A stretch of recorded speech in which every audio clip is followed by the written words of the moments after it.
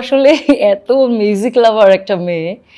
আর আমরা তো ছোটবেলায় অত কিছু বুঝতামও না যে গানের সাথে সাথে পারফরমেন্স কিংবা কিছু। তুমি এইভাবে চোখ বন্ধ করে গান করতে করতে তুমি একদিন চোখ বন্ধ হয়ে যাবে তোমার। তো যার কারণে তারপরে আস্তে আস্তে আমি এই যে গানের সাথে সাথে আসলে একটা আর্টিস্টের পারফরমেন্সেরও দরকার হয়।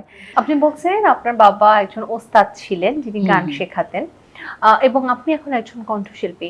আমরা একটা এরকম যদি আপনি আমাকে জিজ্ঞেস করেন, আমি একটা এরকম অদ্ভুত ব্যাপার দেখেছি, বেশিরভাগ কণ্ঠশিল্পী যারা এখন জনপ্রিয় তাদের বাবা বা মা গান শিখতেন বা শেখাতেন এবং তারা একটু স্ট্রাগল করতেন, মানে তারা ভালো গান গাইতে পারতেন বাট হয়তো জনপ্রিয়তা ওই সময় পাননি, যেটা তাদের ছেলে বা মেয়েরা জনপ্রিয়তা এনে দিয়েছে।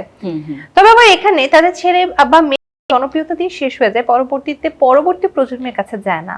আপনার মেয়ে, তার কাছে কি আসলে এই প্রজন্মটা যাবে না, সেও হারিয়ে যাবে? আসলে এত মিউজিক লাভার একটা মেয়ে।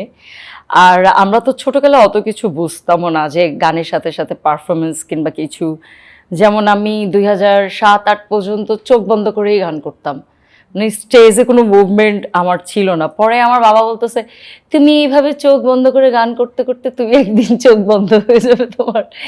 তুমি যদি অডিয়েন্সকে না দেখো, ওদের এক্সপ্রেশন যদি তুমি না নিজের ভিতরে নিতে পারো, তাহলে তুমি কিভাবে বুঝবা?